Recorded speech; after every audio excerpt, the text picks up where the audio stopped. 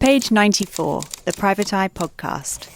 Hello and welcome to the Private Eye Podcast. I'm Helen Lewis, sitting in for Andy in the chair this week, and joining me are Jane Mackenzie, Ian Hislop and Adam McQueen.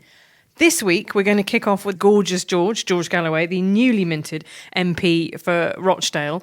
I have to say that I greeted his return with a kind of groan of, oh no, back again. But then I sort of remembered that he's got an enormously large greatest hits sort of back catalogue in. Can you remember when he first kind of crossed your consciousness? Well, it was so long ago. I think he was a member of the Labour Party. Obviously, I'm going way back here. But that was before various permutations in which he was always on the border of being sacked by the Labour Party, or there was always some reason successive Labour leaders wanted to get rid of him or found him incredibly embarrassing. And then he moved, and it was Respect. I think it was next after that, and then it was the Workers' Party. There was Respect, and then Respect split, as kind of sects on the left tend to do.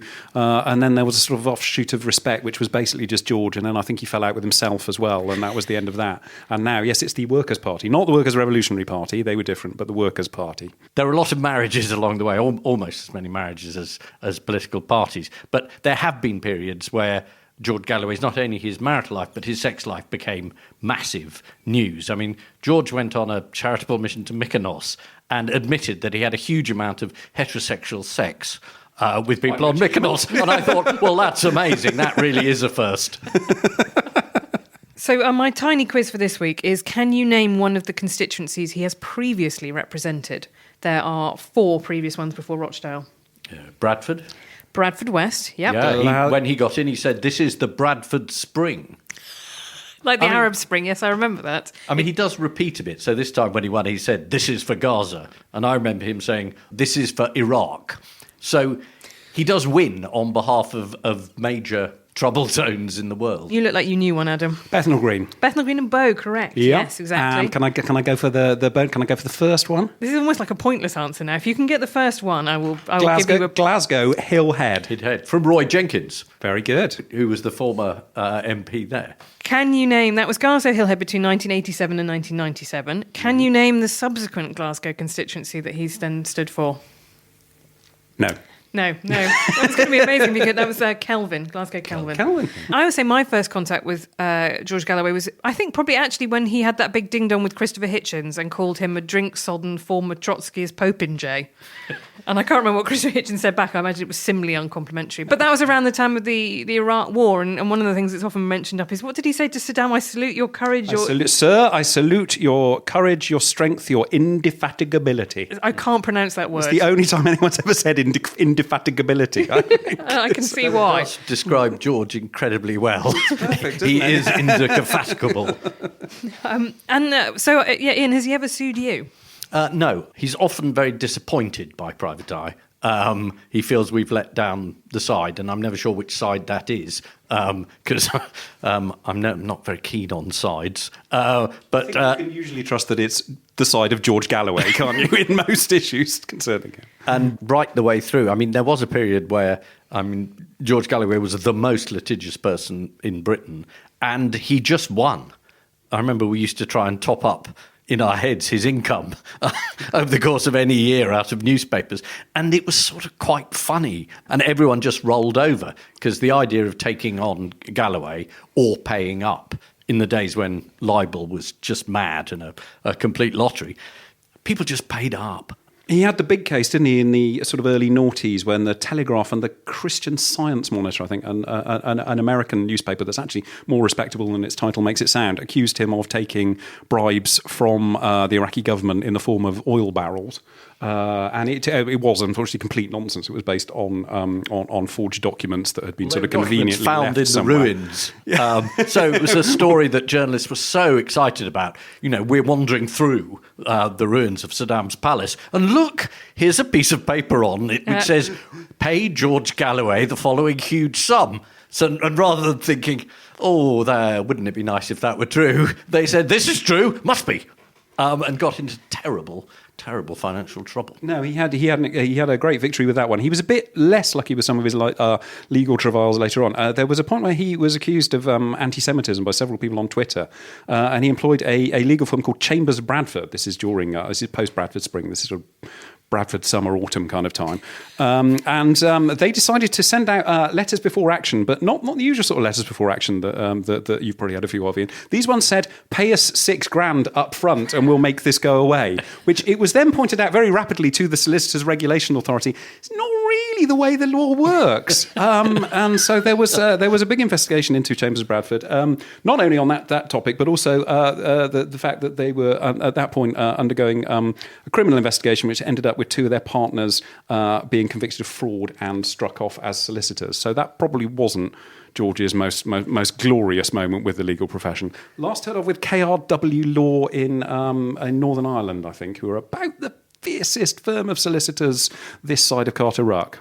I mean, I say he tended to win against newspapers. I mean, when his former assistant decided to enter into prolonged litigation with George Galloway, that didn't go so well.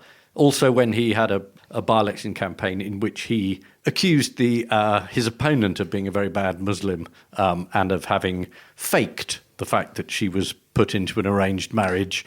That was Naz Shah, who, and he said she wasn't 15, she was 16 when this happened, which he said really went to the heart of her credibility.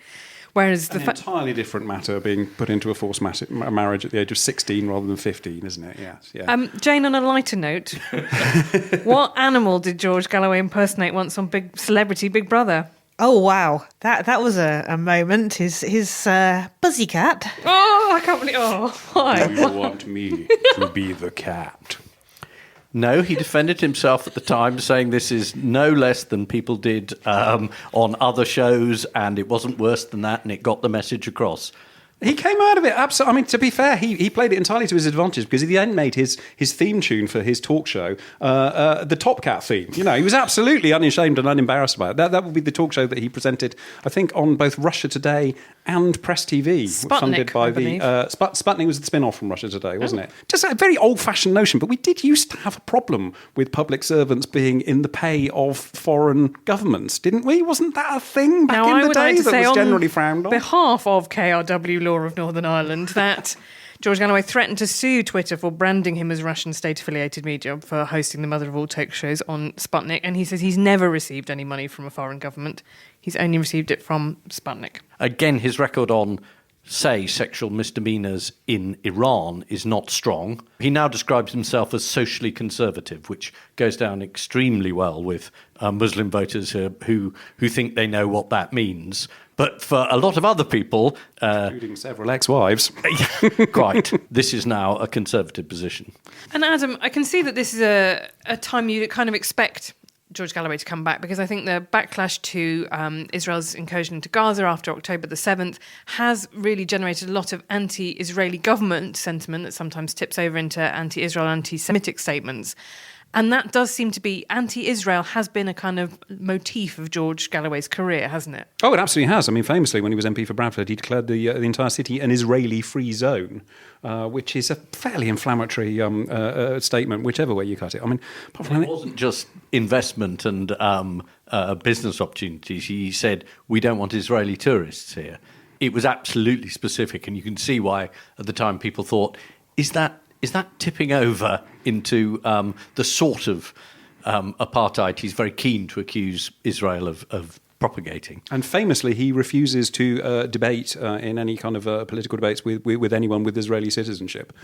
So, I mean, the idea that this is going to, in any way, going to be sort of, working towards a two-state solution or any kind of diplomatic end to this conflict, as if the MP for Rochdale has any sort of actual sway over international affairs anyway. I mean, it ain't going to happen. He's been around for so long in British politics that actually he once refused to debate a student about 10, 15 years ago, and that student is now Israel's spokesman. Really? Levy. Yeah. I did not know the second half of that story. Okay, that's what I was referring to. Yeah, he's an official Israeli spokesman now. That's how the wheel has turned. The whole generation. Possibly inspired by being rejected by George Galloway, he thought, right, I'm going full on. Wow. Spin doctor, exactly, yeah. It's really interesting when Ian brought up the aspect of LGBT rights, because I remember when there was the famous case, a kind of poster case for an awful lot of these cases, but with the two Iranian teenage boys who were hanged for the crime of sodomy, as it's called over there, and George Galloway was quite happy to defend this and say that actually, they were convicted of sex crimes, and well, that is kind of the point, is that the Iranian state criminalises sexual activities between men. But what he said was that this was just typical of the sort of issue that people use to try and discredit the Iranian government. And that is always George Galloway's line, is that whenever things are inconvenient about the people he supports, he turns it back and says, well, that is what you would say. So if people say, well, what happened with the various charities you were involved with and the trouble about oil and, the various things during the Iraq War, he says, well, what about Halliburton? What about America's record? What about neo-imperialism from you lot? And he's good at that. Whataboutery is George Galloway's forte. And there's always someone who in a George tirade, at some point he'll say something you agree with. And that's really awful. And he'll get you that way. Right, and I remember that in terms of the Iraq War, and you mentioned Halliburton there, which was the company linked to Dick Cheney that did make an enormous amount of money out of the reconstruction, and that was a fair point, that there was a very unnuanced critique that it was a war for oil, it was a war just purely for American interests. I'm not sure that's entirely true, but it is also a fact that lots of military contractors got extremely rich out of that war in a way that seems really quite tasteless in retrospect. I was just say, it's not just whataboutery either. It tips over into straightforward denial of facts. The last time I found myself writing about George Galloway was back in 2018 and 2019, when he was subject to all sorts of Ofcom complaints against both Russia Today, I think it rebranded itself as RT.com by that point, and Talk Radio, amazingly, Rupert Murdoch's Talk Radio, which he used to present a show on as well. But essentially, those were a number of complaints about him running shows where he basically just denied that there was any Russian involvement in the poisoning of Sergei Skripal and his daughter in Salisbury. And just sort of flat out, no, it couldn't have been the Russians, because, they're his team, essentially. And he said the Tucker Carlson interview was great with Putin, and everyone should watch it. And it would banish your preconceptions. Whatever preconceptions one might have about Putin, I don't know. To be fair, it did banish my preconceptions, that Tucker Carlson interview of Putin, because I thought Putin would be a bit more interesting, whereas he just gave him a sort of hour-long lecture on the history of Russia from about 1300 to the present. So, in a way, well done, Vladimir Putin. But yes, and Tucker Carlson didn't ask about Alexei Navalny, for example, in that interview, who was then imprisoned and obviously is now dead. And it's not to me the most stirring piece of penetrative broadcast journalism I've ever seen. But George... It's enough for George. It's enough for George. And also, his supporters surrounded Sky News' Sam Coates and when he's questioning on the count. And you can see him doing what is now a very popular move of, you're the establishment media. And then obviously that kind of makes people think, well, you would say that, wouldn't you? Any criticism of George Galloway can be dismissed because that's just the establishment kicking back against him. But he worked for the Iranian establishment and the Russian establishment. Why is that the last different? place he popped up was Beijing last year, appearing at the Second International Forum on Democracy, and praising the Chinese regime all over state-controlled media over there. There's not many kind of really unpleasant regimes out there that George isn't willing to do a bit of burnishing the reputations of. I think that's one of the things that's really interesting to me about his re-emergence, is what exactly his politics are. Because he's classically described as being part of the kind of hard left or far left. But actually, as you say, there's a real soup of different types of politics there. He made a very big appeal, as you say, to Muslim voters, particularly in Rochdale. He starts with Salam Alaikum, and he talks about the Ummah, the global Muslim community. So he's very embedded in that kind of sectarian politics, I guess you would say, that is often quite unpleasant. But as you say, the other motif throughout his career is defending men accused of sexual offences. He was a big defender of Julian Assange. He's been recently defending Russell Brand, saying that, the only reason he's being pursued is because he spoke up against the COVID lockdowns. So there is a kind of worldview there that it feels to me like a pick and mix from lots and lots of anti-establishment issues. But I wouldn't now describe it as actually either left or right wing. It is sort of anti-establishment, isn't it? It's that kind of conspiracy sort of soup he's drawn from. Well, this is online. kind of a return to his greatest hits, this latest election victory, because the election before this that I can remember from was the 2019 general election, when he stood in West Bromwich East, that bizarrely named constituency, against Tom Watson, at that point deputy leader of Labour. And that was on a pro-Brexit ticket. Do you remember George hanging around on a podium with Nigel Farage? There's a particularly alarming, you've wiped it from your memory, there is a particularly alarming photo of the pair of them grinning like Cheshire cats together. But the exact wording he used to Farage was, "I salute your," what was it? Your courage, your strength. I can say indefatigability. Very good, very, very good. Yes. In that election, I'd just like to point out, he picked up a total of 489 votes, which may be why he's decided to return to the greatest hits at this point. Mayor of London, do you remember that? 2016, stood for Mayor of London. Didn't turn up at the count because he knew he wasn't going to win it, and so just didn't turn up. Less than 2% of the vote in that one. So he knows, he's worked out now where his audience is and where he can bag the votes. Well, the really interesting thing is not the number of elections that George Galloway has won, it's the number of re-elections. He hasn't won. And certainly these tended to be sort of one-term things, and then whichever community has got fully behind him finds that maybe he isn't all that they expected, and off he goes at the next election. The people of Rochdale probably don't have to put up with him for long if they decide they've made a terrible error now. Well, I think what's interesting is it's very hard to extrapolate from that by-election, because there are a lot of moving parts that you won't find necessarily elsewhere in the country. So you have an independent coming second, who is a local garage owner who seems to be, very invested in the local community in a way that perhaps George Galloway isn't. You have a Labour candidate who is, basically accused of anti-Semitism, and Labour pull their support, so there's no Labour campaigning. Labour candidate, effectively. The Conservatives come absolutely nowhere, and then Reform, who you might expect in other constituencies to pick up a bit more of that anti-establishment vote. Their candidate is Simon Danchuk, who used to be the Labour MP there and was not particularly well liked, left in not particularly great circumstances. So it was it was sort of an open goal, I think, to some extent for George Galloway, that constituency, which it won't necessarily be repeated at the general election. How many other people are there? And I hate to sound as though I'm giving him any respect, which was another political party he ran briefly for a while. Why is it that he can mobilise that level of support?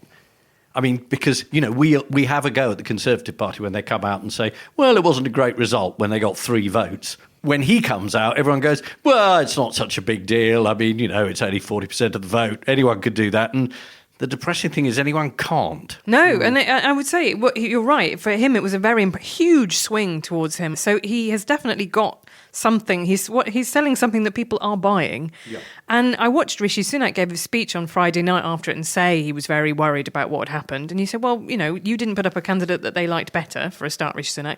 And then, and what's your answer to it? And there wasn't really a kind of part 2 to that Rishi Sunak speech beyond, you've let yourself down, you've let the whole school down. Yeah.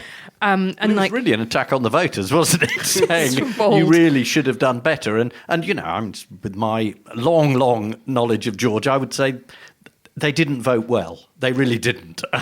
But I'm not Prime Minister. I'm not making a full-blown attack on people who should be voting for him. But at no point did he say, I'm not scared.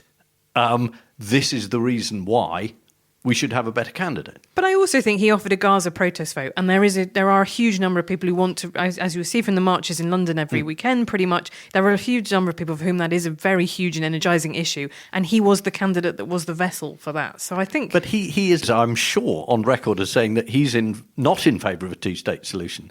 So, I mean, a lot of the people who are pro-Gaza wouldn't necessarily want that to be the protest vote. If you want a protest vote, the Lib Dems were right there, people. Come on. Yeah. That's the politics I grew up with in the Iraq War. If you're upset about the Iraq War, the Lib Dems were right there. I just thought Friday night was another example of how incredibly bad at politics our Prime Minister is. I'm just like, of all the things, I mean, if any advisor surely was sat there and said, what George Galloway really, really wants now, what would absolutely make his day is if the Prime Minister personally comes out and names him and says, this is a terrible, terrible thing. So what does Richie do? Oh, it's awful that George Galloway... I mean, just playing entirely into his hands, isn't it? Yeah. And then to give a speech about, the forces of division and people playing culture was in the week after you've had to sack Lee Anderson, but actually still can't bring yourself to say exactly what it was that he said was wrong. It's just... how can you be that bad at politics and be a politician, let alone Prime Minister? And the cartoonists are incredibly grateful. Literally all of them the next day did a picture of Rishi saying, well, the forces of extremism are terrible. And then they just put Suella Braverman and Lee Anderson in the picture. And they all did it. And everyone's thinking, you're making this too easy, Rishi. We've got to try harder. That is your number one job as Prime Minister, never make cartoonists happy. No, don't. You're failing if you're doing that. We're going to move on now to a subject that everybody on the internet has been talking about. Adam, tell me about Kate Middleton. I can't quite work out why, because there's nothing new in there, is it? We found out in January that she'd been in hospital for a surgical procedure. We weren't told exactly what, and we were told that she was going to be out of action and not appearing in public until at least Easter. And then suddenly everyone sort of forgot about this a few weeks later and got all excited about it again last week and said, where is Kate? What's going on? Has she been kidnapped? And all this kind of thing. It was very odd. It was particularly strange. I watched the BBC 6 o'clock news and they had the Raw correspondent on to be interviewed by the anchor to say, we actually don't know anything. And I thought that's really... It's interesting, isn't it, that now kind of something reaches such a fever pitch of speculation online that you kind of have to pop up and say, it's not a mad conspiracy, we're not keeping anything from you. We just don't have anything to tell you. Sorry about that. But it also coincided with another very, very sad story, which was a news story, which was the death of Thomas Kingston, the son-in-law of Prince Michael and Princess Michael of Kent. And that also just threw a really interesting light on the whole kind of idea of the royals and privacy and how much kind of privacy they are entitled to and how much privacy everyone is entitled to. Because I was copied in last week on a very cross email from the royal spin doctor, Tobin Andre, who was coming down quite hard on any newspapers and websites who reported details of where Thomas Kingston's body was found at, as has now been confirmed, his parents' house in Gloucestershire, accusing various websites, including the one he used to work for, the Daily Mail website, of gross intrusion of privacy and bad taste over details of where he was found and details of his parents' house in Gloucestershire. All of which then was confirmed and came out at the initial coroner's hearing of the inquest last Friday, which we also learned that which details that hadn't been reported in the paper, which is that he was found with a head wound, which was the cause of death, and a gun near the body. So and no suspicious circumstances, according to the police. So it was this slightly bizarre procedure of trying to keep a lid on details that were going to become public in a few days anyway. When Kate was in hospital back in January, there was, I don't think, any sort of formal kind of order or anything, but there was a request from the royal spin doctors that the press pack should kind of not hang out outside the hospital, and you shouldn't have what actually is a very, very traditional British tradition of Kay Burley on the pavement talking to someone in a Union Jack bowler hat saying, "God bless them, get well soon, Mom." That's absolutely been a part of all royal coverage of any health issues and everything. Isn't it? I'm pretty sure it's Magna Carta, isn't it? But it was really, really noticeable, and I've heard this was down to sort of some slightly clever sleight of hand with the press pack when she actually left the hospital, that it was ensured that there were no photos could be taken of her, and certainly no photos appeared. And that, if you remember, I mean, Prince Philip was not afforded this politeness when he was coming out of hospital shortly before his death. And indeed, in that same month, King Charles, after having his prostate procedure, came out, waved to the crowds, did all of that kind of thing. So there does seem to be this requesting a level of privacy beyond what would be legally required or expected of most people. And also for a family who the expectations of privacy are surely different for the royals as well. And you can see a lot of newspaper columnists kind of nudging their way towards this, kind of saying, well, it really isn't sustainable to not say exactly what type of cancer King Charles has and exactly what's wrong with Kate. So no one's quite ready to kind of break it. I don't think anyone actually knows. I mean, I certainly haven't heard, and as journalists, we kind of hear rumblings around the place. But I don't think anyone actually knows what they are. But there's a sort of push. Can we make this clear then, Adam? It is not alien abduction. Which seem to be, amongst my group of friends, is top at the moment. So it's not that. The reason you can't even see a photo of her because she's not on Earth. Does she think she's off on planet Venus? I mean, this is quite a strong runner out there. I enjoyed the suggestion that she was off on a secret ambassadorial mission.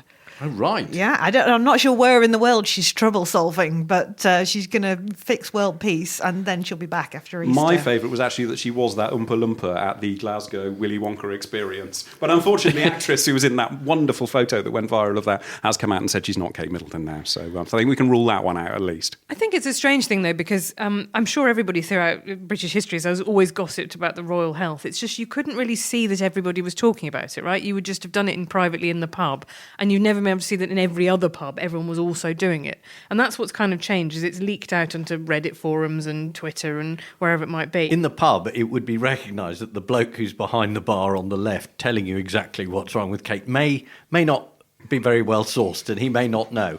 Probably not a royal insider, is Probably he? not, no. And the fact that he knows someone whose mother used to know someone that wouldn't be taken as definitive. Now, because of social media, everybody on the internet is incredibly sure. The sort of thing that always amazes me is the levels of certainty. No one says, I wonder if it's this. It says, it is this.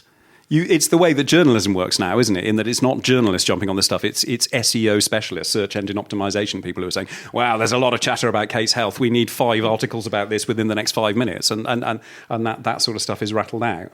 Talking about people who are well sourced, in the last issue of the magazine, Flunky, our royal correspondent, had a piece about the new slimmed down monarchy. And it seems to be there's been quite a lot of discussion, Adam, about the fact that may have slightly backfired, with Charles out of action, Kate out of action, William taking some breaks to look after Kate, and Camilla, who doesn't seem to be the most enthusiastic royal in the world, although she turns up to things now, it kind of left to shoulder a lot of the burden. Yes, Camilla, I think Flunky's made quite clear before.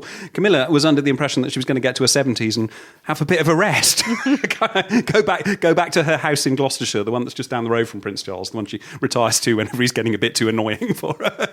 She leaves him to talk to the plants and goes back to her own house and smokes a fag, which is frankly what I think Camilla wants to spend her time doing. But no, she has stepped up to the plate. She's doing the stuff. The point that Flunky made in the last article he did for us, actually, interestingly, was that although there's been a lot of royal spin about Prince William stepping up to the plate and filling in for his dad, he hasn't actually done a great deal of that. Oh no, absolutely fair enough. He's got, his wife is ill. There is a lot going on, but in terms on another planet. Okay, we're pushing this one. You heard it here first, listeners. And he's got to do like the school run and, take the kids to see her. And that's, that's several light years every time, isn't it? But I did see a welcome return for everyone's favourite royals, Prince Andrew and Fergie. Pushing their way right to the front at the memorial service. Was it King Constantine of Greece. Sorry, can we... No, King Constantine of the Helen. Yes. He's not King of Greece. Can I just, even more importantly, put an X? King. Greece does not. Greece and the Helen, neither of them actually have a monarchy anymore, do they?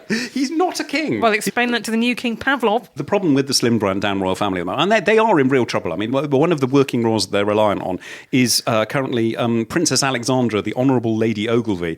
I love that title because it sort of suggests that she's got this evil twin called the Dishonourable Lady Ogilvy, who just goes around being really, really naughty. But no, Princess Alexandra is working royal. But I mean, she's 87, and she attended the memorial service in a wheelchair. She's in the official photos of the coronation. She was, bless her, having to be held up by I think Edward and Sophie on either side of her. I mean, this is not your kind of crack team of working royals to start with. So they have got a real problem. One solution I would like to propose for this is let's just give them a few weeks off. See if we can get by without them. I mean, if a few garden centres didn't get opened... They're going to open themselves, are they, Adam? What are you proposing? Well, Scout huts are there's just these amazing things called door themselves. handles. You don't actually need a royal to go through it first. Wow, on that scandalous note, I'm going to move on, Adam, and I'm going to leave you to think about how disrespectful and unpatriotic you've just been. Jane, we're going to move on now to a subject that is very dear to all of our hearts, which is West Midlands housing news. That's how I think of this, which is the Crooked House pub. First of all, for anybody who hasn't listened to the previous episodes where we discussed one of my favourite Crooked House pubs, the Crooked House pub, what was it? Well, obviously it was a pub. It had, in the 18th century, started out as a not crooked building, but underneath its old mine workings, and as they've collapsed, the building had subsided, and then it had sort of structures built on to keep it going, despite being a sort of leaning tower of pub. And it was well loved as a local quirk, the pub that's leaning very far over. You could go in and play silly games with marbles and things because the whole thing created a bit of an optical illusion, and your pint would be all wonky. Oh, like a pool table where it all just run to the end of the table. Absolutely. So it was a sort of a well-loved local. You sound as though you've been there. Well, I'm not sure. That's not a very good Might have answer. just been a really, really drunk night in another pub in Dudley, and everything seemed to be at a funny angle. Yeah, exactly.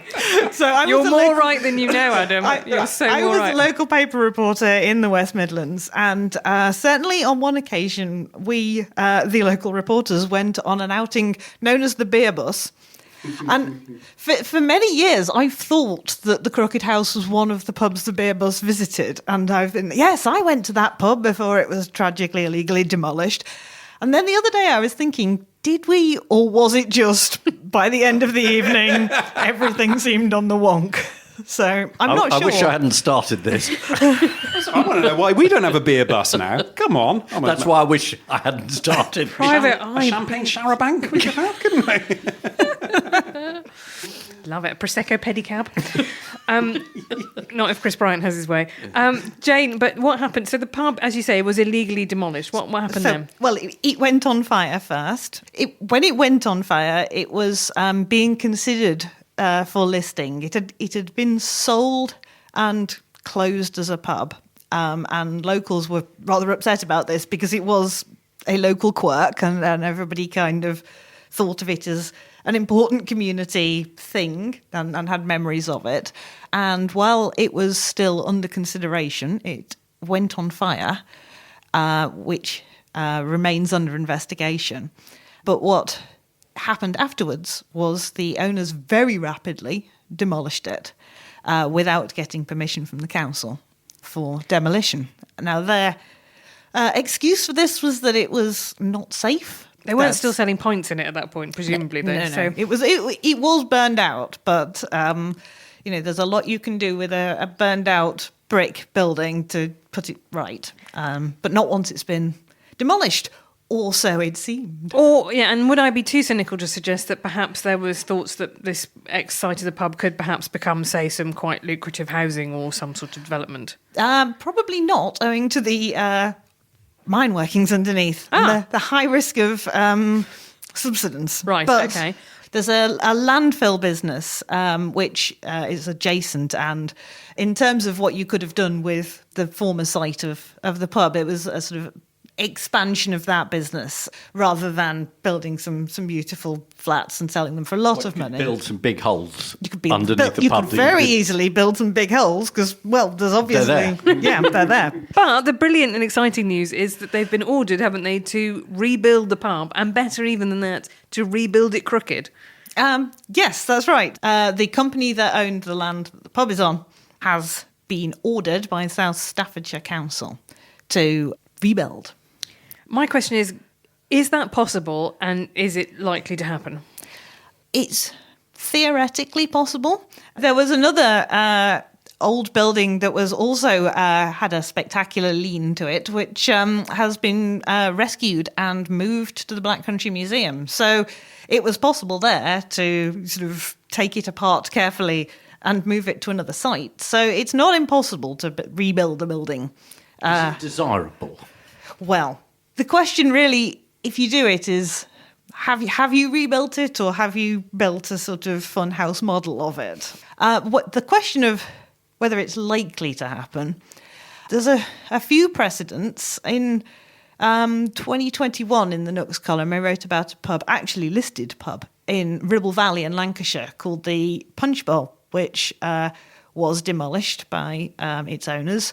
And they're under an order to rebuild it. There's not a wreck of it gone back up yet. And the 3-year time limit has now been reached on when they should have rebuilt it by. That said, the Carlton Tavern in London, though they were ordered to rebuild, and although it took 6 years in the end, that is now back open and serving customers. So there's a glimmer of hope. They were very big developers who had to rebuild the Carlton Tavern. So much more difficult to hold them to account, I guess, if it's a well, it's sort of a husband and wife business, essentially, yeah, wasn't much it? more difficult for a big company to step away from a single plot of land and just say, well, screw you. Well, this is, I guess, the fortnightly reminder people to read the Nooks and Corners column, because you've been chronicling not just buildings that go on fire, but the new one that you were talked about, the Market Tavern in Sheffield, and the new one is that they collapse, but extremely neatly, suspiciously neatly. Well, what's interesting in this case is obviously in the case of the Crooked House and South Staffordshire councils ordered it rebuilt. The Punch Bowl and Ribble Valley, the councils ordered it to be rebuilt. The Market Tavern in Sheffield, which campaigners locally thought had been saved on the brink of destruction, they'd been told there's a stay on the demolition, and then mysteriously the next day they were told, terribly sad, it spontaneously fell down. Could happen to anyone. Well, unfortunately, somebody was videoing it, and it fell down largely because it was being knocked down by some demolition people, which the council later fessed up that they hadn't, in fact, cancelled the demolition. So, yeah, unlike South Staffs and Ribble Valley, Sheffield Council was responsible for that building being knocked down. So I'm not sure who they ordered to rebuild it now. But they ordered themselves? Or does Michael Gove have to step in and rebuild it? Michael Gove personally? Yes. With a little trowel and some mortar. He from might have a lot B&Q. more time on his hands in future, so that may not be entirely impossible. Well, I do find it quite pleasing that in the case of the Crooked House, now those people who knocked it down have to not only have to rebuild it, but they have to rebuild it crooked, which presumably is quite difficult, isn't it? But it's a lot more difficult to build a crooked house than it is just to let one kind of subside and go crooked. And, as you say, on these mine workings that are going to be really, really difficult to build on as well, aren't they? absolutely. I'm sure if you were to start from scratch and go, we'd like to build a lovely new pub here, it would be, I'm not sure that's advisable. Can they not build it out of rack, your reinforced concrete, from previous podcasts? And in about 10 years' time, it will collapse anyway. Anyway, nice lightweight material. Exactly. A lot to Lovely. recommend it, and quite guaranteed to collapse within a certain amount of time. There is presumably no guarantee that it will reopen as a pub. I mean, it had closed as a pub because it wasn't financially viable in the first place, wasn't it? It was put up for sale as a going concern and bought by the owners of the neighbouring scrapyard. Okay, so it could run as a pub again. That would be the is- best solution, presumably. Possible that it was a going concern if somebody had been willing to fight for it. That said, an awful lot of pubs became not going concerns through 2021 because it was a very hard time for pubs. So Can I suggest that when and if it finally does get rebuilt, it's the first stop on the private eye beer bus then? You're not going to let this drop, are you? I'm pushing for it. That's comfortably 2.5 hours of this is going to be... I mean, that first 2.5 hours of conversation before we even know 1 pint is going to be dry. Isn't it, Adam? Come on, really. It's going to be a bitter lemon bicycle for you. Good God. the Nooks pub crawl is probably worth putting together. There are a lot of endangered pubs we've written about over the last year or so that people ought to go to. I hope you're going to put 1 or 2 good news pubs in the itinerary. Otherwise, it's a very bleak tour. This one went... Just sort of small piles of bricks, This smouldering one burnt. ruins. This one fell down. No, I want a success story in the end. Talking of something else that is so groaningly full it's close to collapse, see what I did there? The Private Eye podcast inbox is still open for business. Hopefully you enjoyed our last episode where we did a special post bag. If you want to email us, we are on podcast@private-eye.co.uk, and I've got one to read from you, some feedback from last time. This is from Tom in Winchester. Good afternoon. Enjoyed the latest pod, but it got me thinking about what food stuff is most like Private Eye. I hope you remember this from last time, Adam. I'd say a sausage. I don't really know what goes into it or how it's made. I feel simultaneously great and awful when I eat one, and I'm not sure if it's good for me or not. Right. Offal, then, basically. That's what we're saying. Offal in a skin. Yes, Welcome to exactly. page 94. The emulsified high-fat offal tube, I think, as they said in Yes Minister. Anyway, that's. I thought we'd close on that. You can still send us more thoughts about what food stuff you think we are. Send questions for the team, which we'll address in a future episode. And as ever, of course, you can subscribe by going to either subsonline.co.uk or the Private Eye website at private-eye.co.uk. But for now, I'm going to say goodbye and thank you to Jane, Ian and Adam. And from me, Helen, goodbye.